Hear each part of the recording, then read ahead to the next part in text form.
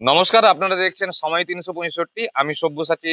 কেমন থাকবে আবহাওয়া, কি জানাচ্ছে আলিপুর আবহাওয়া দপ্তর, সে সম্পর্কে বিস্তারিত জানাবো আপনাদের। জানিয়ে রাখি, ঘূর্ণাবর্ত এবং অক্ষরেখার জোড়া ফলকে গতকাল থেকেই কিন্তু বঙ্গে বৃষ্টি শুরু হয়েছে। দক্ষিণবঙ্গের বিভিন্ন জেলায়, শহর কলকাতা থেকে শুরু করে দক্ষিণবঙ্গের বিভিন্ন জেলায় কিন্তু গতকাল রাত থেকেই বৃষ্টিপাত শুরু হয়েছে।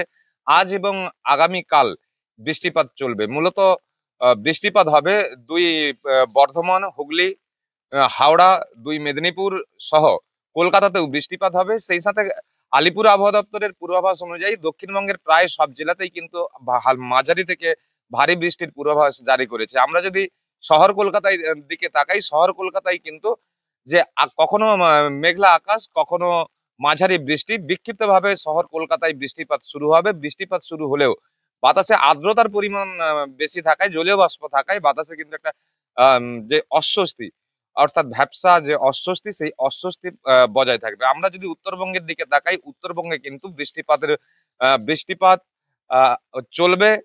আগামীকাল থেকে কিন্তু উত্তরবঙ্গে আবারও বৃষ্টিপাত শুরু হবে। আর তিস্তা নদীর জল বেড়ে যাওয়ায় জনজীবন কিন্তু বর্তমানে বিপর্যস্ত। উত্তরের পার্বত্য এলাকা, অর্থাৎ দার্জিলিং, কালিম্পং বিভিন্ন এলাকায় কিন্তু ধসের সম্ভাবনা, পার্বত্য এলাকায় ধসের সম্ভাবনা রয়েছে, এমনটাই জানাচ্ছে কিন্তু আলিপুর আবহাওয়া দপ্তর।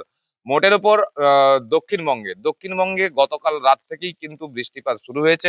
এখনো কিন্তু বৃষ্টিপাত চলছে। আমি যেখান থেকে কথা বলছি, পশ্চিম মেদিনীপুর জেলায় গতকাল রাত থেকেই কিন্তু বৃষ্টিপাত চলছে।